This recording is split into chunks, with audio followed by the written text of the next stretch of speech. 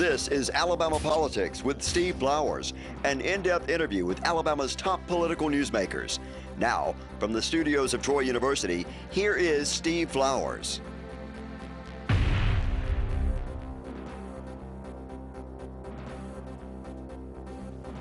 I'm Steve Flowers, and welcome to Alabama Politics. Folks, we're fortunate tonight to have as our guest the Secretary of State, Jim Bennett. Jim's been around politics a long time. He's an icon in state politics and a good friend, and we've been around this stuff a while. We'll have a good time talking old-time politics and also some things we got to remind you about before the election, which is right around the corner, general election. Jim, good to have you on the show again. Well, thank you, Steve. Good to be back. It brings back a lot of old memories from our days in the old Capitol. We had a good time visiting before the show.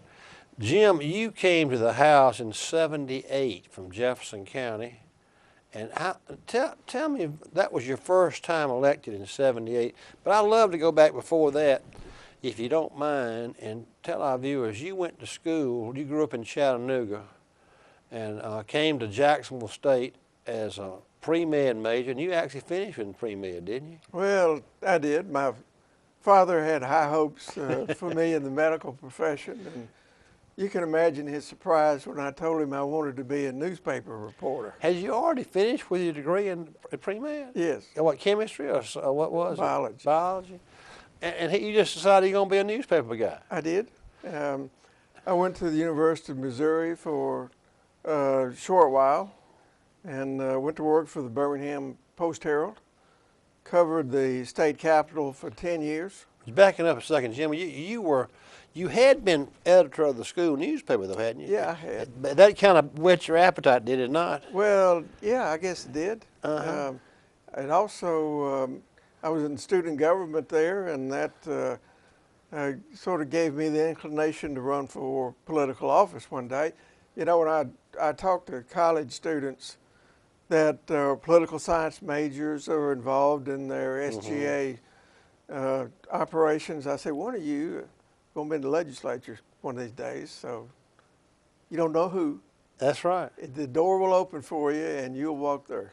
So after your Jacksonville State years, you went to work for the Post-Herald. First job was for the Post-Herald? I did, and it was in 1961, right as the civil rights movement was kicking off. You finished Jacksonville in '61, yes. And that was the year that, that's right, the civil rights stuff was, Bear Bryant won his first national championship that year.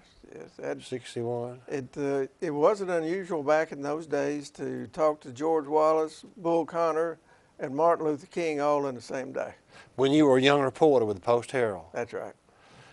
But now, were they accessible? Yeah. Pretty accessible? Yeah. The Post-Herald was a morning paper, and the Birmingham News was an afternoon paper. The Post-Herald, when you started, probably was as big as the News, wasn't it? Well, we had 6 editions, including the Florida edition, so we had to meet all those deadlines. Back then, fax machines were about as big as the tabletop, and you phoned most of your stories in as they were happening. So, and you had to be a very good typist on a typewriter. I could type faster than my secretaries could later. Had you learned that when you were in college, how to type pretty fast? Yeah, I did. Uh-huh. You know, did you ever take typing in high school? I did, but I did not very good at it. Well, that was probably the most useful course I ever had because I could use it later. So you tell me about, we talked about this before, but I want to remember this about there were some legendary guys that followed politics up on the hill, Goat Hill, when you first started. Sparrow was there, wasn't he still living? Yeah, Hugh Sparrow, Al Fox. Clark Starworth. Who was AP? Rex Thomas. Rex Thomas was AP. Clark Starworth was what? He was the Post-Herald. Post-Herald. Al Fox of Birmingham News. Dan Dow. Burnt Mobile. He was with Birmingham News. Bill Sellers was with the Mobile Press Register. We had a good group. You know, sad to say, I think I'm the only surviving member of the 1964 Capitol Press Corps. Well, you were pretty young, though. I mean, that was a pretty older. You were the cub in that group, though. Well, yeah, I was in my 20s. Ted Bryant, was he there then? When did Ted come along? Ted was on our state desk, and when I left, he came to Montgomery. He followed you and did Yes. what you did when you left. He did. You stayed for 10 years of 71. Frank Brewer was there before. Frank, yeah. I used to love the Birmingham Post-Herald. Yeah, it was good paper. We tried to be objective. You know, I don't know if reporters are as objective as we were, but you could get fired for not being objective back then. Oh, yeah. Didn't make everybody happy. Bull Connor didn't like it when you wrote stories about, you know, the movement to change the form of city government in Birmingham and that sort of thing. He used to call me the postman because I worked at the Post-Herald. Heck, I was like 23, 24 years old, and here Bull Connor was cussing me out on the radio. So Well, that made good. It was a tough time. You interviewed Martin Luther King. I did. Was he a good talker to you real well? You liked him, a nice guy? Yeah. He was, you know, he'd talk about nonviolence, and he'd talk about, you know, demonstrations, and that was to bring national attention to the civil rights movement. And Jim, did you cover the dog thing, the dog scene? I did. I was there. What year was that? Do you remember about what year? 63, wasn't it? It was 63. You were there. I was there. Yeah. Sometimes I feel like Forrest Gump. Steve, I was at stand in the schoolhouse door. You were, you know, what year was that? 65? That was 64, wasn't 64, it? yeah. Yeah. It was hot that day, wasn't it? It was. I was in Birmingham during all the civil rights things there. Jim, I was in Selma a little bit. Were you? Yeah. Back to, you know, I never have talked to anybody who was, didn't realize that you were there that day. Were you shocked that Bull Connor put those hoses on people? Or do you think he wasn't shocked by anything he'd do, really, were you? No, not really. I mean, had that been done around the country? Was that unique to just knock people over with water hoses? Back in those days, it was probably more easily done than you would do something like that today. That would be such a national headline, and it was then too. I was probably 5, 6 feet from Bull during that time. What was the look on his face? Was he glad they were doing it? Was he? Yeah. And he was a hardcore racist, no question about it. You know, the dogs. He thought that'd scare people, and it probably did. But you know, I was there to write an objective story, and was I shocked? Well, yeah, I think it kind of changed me a little bit to see the fire hoses on children. I mean, that was, you know, nobody would say that was an appropriate thing to do. He didn't care. You know, it was a different era, and we came out of that a better country, I think, because, you know, that kind of breakdown in society was not in place in the future. Bull and George Wallace both were pretty determined and hardened in their stances, but as they got older, they changed quite a bit. Wallace especially, you and I both saw that before our own eyes. Yes. The difference in his first term and his last term. And Bull Connor did too. When I didn't know him. He was in a wheelchair as public service commissioner. And he had mellowed a great deal. Matter of fact, neither one of them probably liked me too well as a reporter, but and years later we got to be good friends. Yeah. You and I both served with Wallace at last. We were in the House together. Then you moved over to the Senate in '83. Going back to that, Jim, from 71 after you left the Post-Herald to 78 when you ran for the legislature, were you doing journalism stuff then, those 7 years you were? No, I was, I was the head of the public affairs department at Birmingham Southern College. Who was Neil? That was before Neil Birdie. No, it was Neil. He was there already. Right. He was already there. He hired me when he came. Well, he was a great president. He was. He was a good. He could. Jim, you know, I've talked to people who went to school at Birmingham Southern. I know it's not a big school, but I think he remembered everybody who went to that school by first name. I talked to a lot of people who went to school. I graduated 15 years. He just called them by first name. So I only met him a couple times. Yes. Well, he really loved all the students. George Wallace could do that. Wallace could do it without question. He'd remember your grandmother. I know. Wallace is the best I've ever seen, but for an academician, Neil Birdie was pretty good. Wallace, that was Wallace's gift. I mean, God made a politician when he made George Wallace. You and I both. Yes. We've lived in a lifetime when we've seen.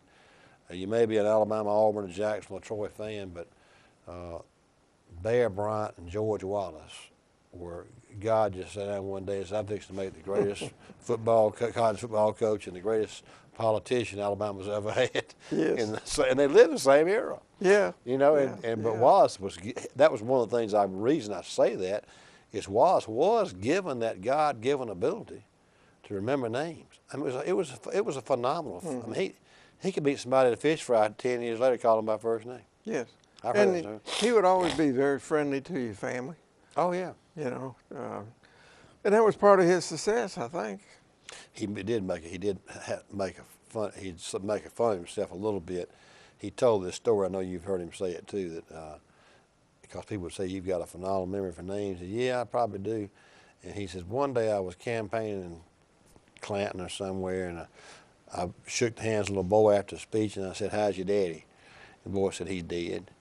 And he said, I went around the crowd about 5 more minutes, and he came back around 5 minutes, saw the boy again, shook his hand and said, how's your daddy? He's still dead.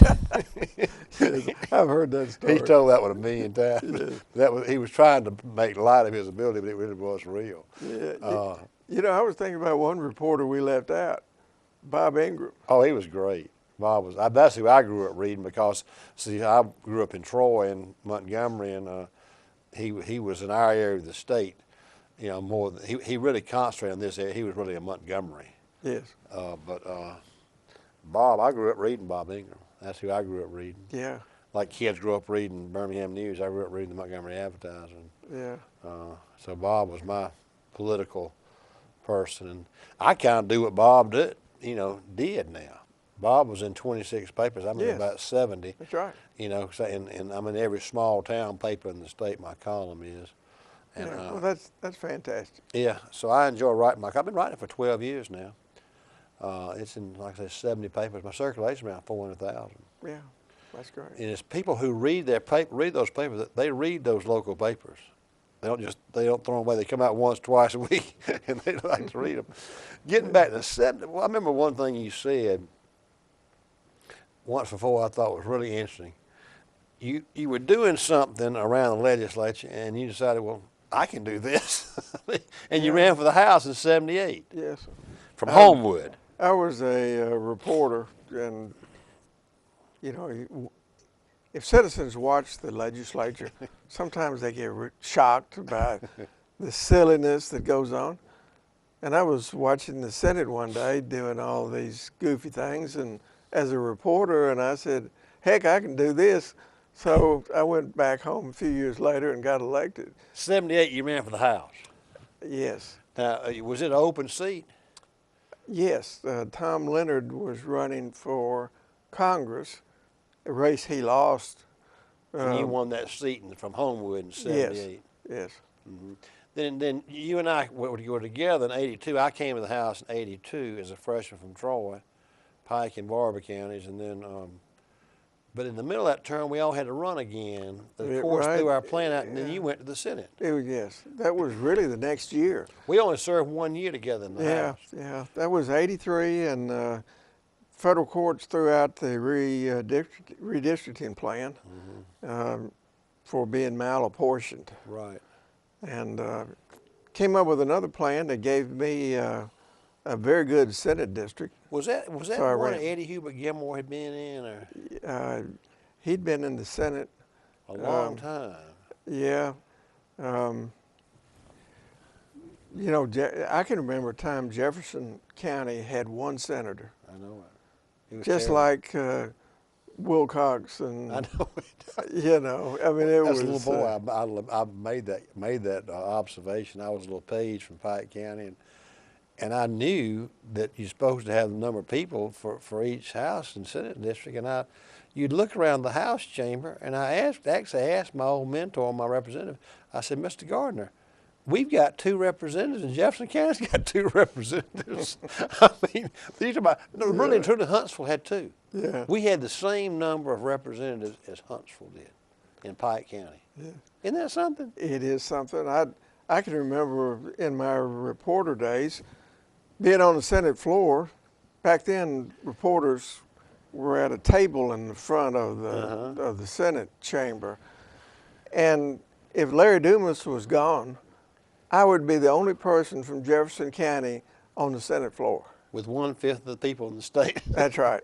And couldn't do anything about it because I was a reporter.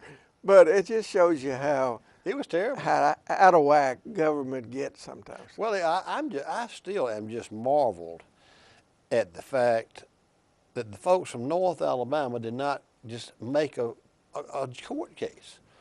I mean, you wouldn't have to go to any federal judge would look at the court and say, all right, it's pretty clear that you're supposed to have 1 man, 1 vote, and Huntsville's got 120,000 people, and they got 2 representatives, and Pike County's got 20,000, they got 2 representatives. Y'all got to do something about that. Well, they finally did. Yeah. And that's when they changed things. It was amazing. Remember old Hugh Morrow? I do. Hugh and I forgot to be friends. When I was a page, he was so wealthy, he'd come down and drive a Bentley one day and a Mercedes the next, and he'd give me $20 to tell him to get the Birmingham News and tell him to keep a change. Yes. That's a pretty good tip for a page, wasn't Well, it was a great tip for a page. Back in those days, almost every House member from Jefferson County was the son of a more famous person, like a circuit judge or well, county Jabbo. commissioner or something. Jabbo was a perfect example. Yeah. People don't realize Jabbo got elected in his 20s because his daddy had been on city council with Bull County. Yeah, and his name was Jabbo too. Exactly. That's right. And Eddie Hewitt Gilmore's father was on the county commission. Hugh Morrow's father was a former legislator. Right. Almost all those folks. It was name ID. Was name ID. That's all it and was. they ran countywide. Oh, that's right. That made it even more. It did. That's how they would win. That's right. You know, you would think that would improve things to go to single-member districts. In Jefferson County, had just the opposite effect because it broke up that cohesiveness that the delegation had in a voting block, and they all split equally, so they had no representation. Well, you know, Jim, I hate to say this, you being from Jefferson County, but it almost got to be comical for those of us who were other legislators because, as you and I both know, our Constitution is so antiquated that there's no home rule. So everything has to be voted on to affect Jefferson County or Pike County has to be done by local legislation. And you and I both know that half my day was spent voting on whether Pickens County could buy a pickup truck or not. Well, that's absolutely true, and that's another thing that really needs to be fixed in our state government. We've amended our Constitution 883 times. We have 8 more constitutional amendments on the ballot November 4th. Something that has to be amended almost 1,000 times, Steve, is broken. It needs to be fixed. The home rule aspect, those issues that apply to Pike County, the Pike County Commission ought to decide That's those, right. not their legislative And delegation. Jefferson County, the legislative delegation doesn't be deciding Jefferson County's. Well, they don't do anything because they can't ever agree. I know. We'd watch them squabble all day long. Well, that's Nothing's right. changed. That goes back to carpetbag days, that concentration of power in Montgomery because they didn't want the counties to have power. Right. And so it never has changed, and legislators are the most powerful people really in their own counties, and they don't want to give up Especially if you were like I was on a representative of my county. I basically had czar-like control over my local legislature. That's right. You can kill or pass anything Yeah, that you wanted. exactly. And even today, one member can object and contest the bill, especially over there in the Senate. They just deader than a doornail. That, you know, what color the police cars are going to be in midfield is no business of the state legislature. And that's the kind of stuff we'd vote on. Yes. Jim, going forward, now you went over the Senate in '83. You re-elected in '86 to the Senate, right?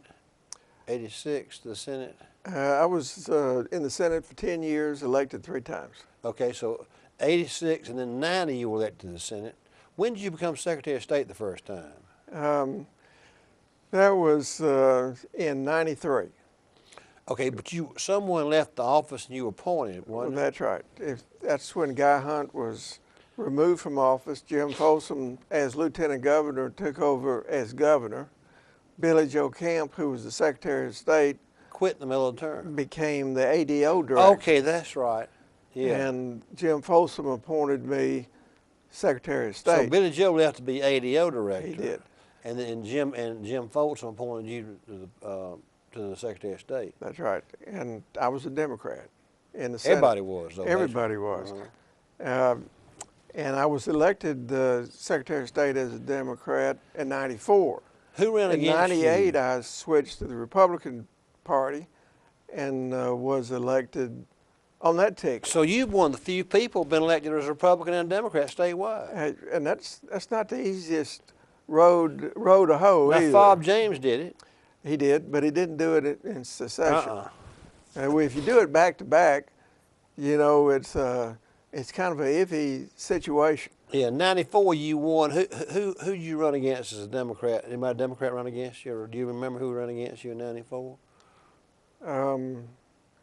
Yes, Melvin Cooper ran against me. For Secretary of State. The Ethics Commissioner. Was he running as a Democrat or a Republican? Democrat. And then '98, who ran against you in '98? Do you remember anybody? Danny Patterson ran against me as a Republican in '98.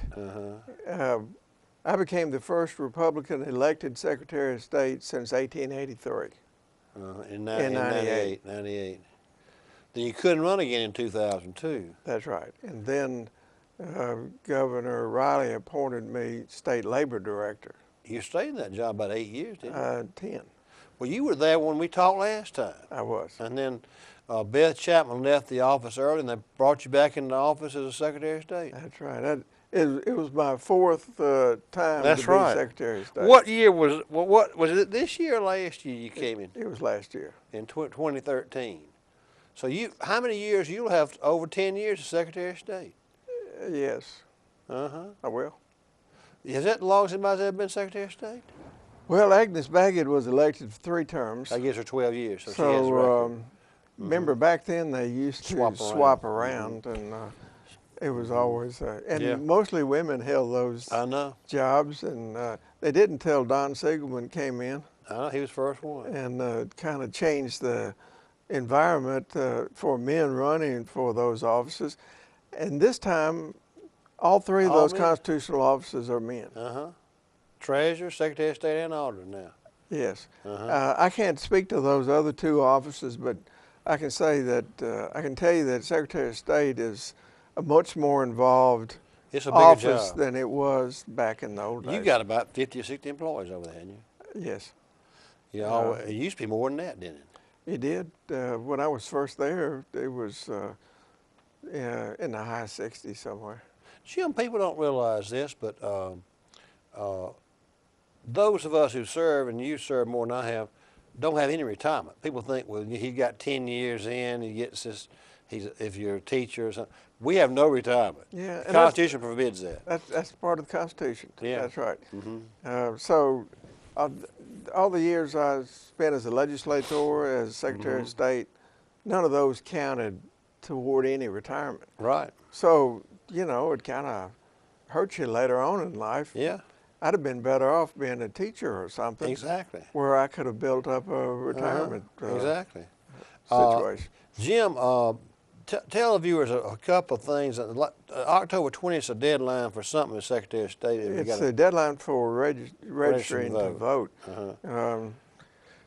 You know, elections these days, Steve, sometimes are decided by just a handful of votes. Yeah. It's important that everybody registers and votes. We have voter ID, photo ID for the first time this year. That's gone over well. We have issued 4,000 free voter photo ID cards. Most people have driver's licenses or some other form of government-issued photo ID. We had over 600,000 people vote in the primary this year, first primary this year, and only a handful of complaints about being able to vote. You know, you got to have some ID. Even before voter photo ID, you had to have one of 24 things. Anything from a fishing license to a utility bill, and legislature thought that was kind of, you know, too loose. So we joined the list of 9 other states. We became the 10th to require photo voter ID. 31 states require some kind of ID. So, I mean, this is not a novel idea. I think it's a good thing. Most fraud comes up in absentee voting, though, not voting at the polls. But even in absentee voting, we require a photocopy of that photo ID to be put in the ballot submission. Well, I think a lot of voter fraud has been cut out. Don't you think it's been a lot Well, less a lot than of it it, used to be? a lot of it has. By putting the photo copy in the absentee voting procedure, that wouldn't stop somebody from lying, but it sure would help in prosecuting them if it came to court, if they were challenged later. So I wouldn't recommend anybody do that. Well, elections right here on us. One thing I'll mention, our time's about up, but I want to commend you for the work you do as chairman of the board of Jacksonville State, too. You've been on that board 30 years now, haven't you? Yes, it's time really flies when you're having fun, and there's no more pleasant place to be really than on a college board of trustees. You've been on the Jacksonville State Board of Trustees 30 years. You've been chairman how many years now? Well, probably 6 or 8. When Pete Matthews died, I moved over as chairman. Jim, we could have a whole show on Jim, on Pete, couldn't we? Well, yes, we could. Tell a few of his stories. I wish I could tell a few of them. But our time's up. Well, time does fly, doesn't it? It does. Folks, our guest tonight has been Jim Bennett, our current Secretary of State, who's been Secretary of State for 4 different times. And we've been talking about Alabama politics. We thank Jim for his time. We thank you viewers for watching Alabama Politics. Hope you'll tune in again next week. Thank you. Thanks, Jim.